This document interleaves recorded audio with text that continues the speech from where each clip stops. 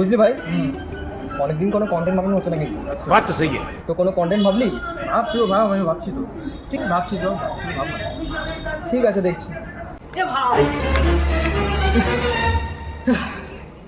কি রে কি হচ্ছে? হাঁপাচ্ছিস কেন? কি হলো তোর?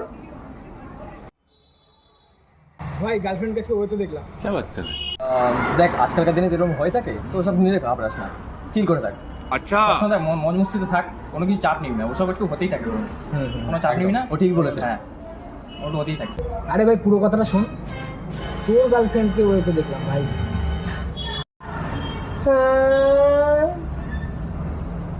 কি হয়ে গেল রে?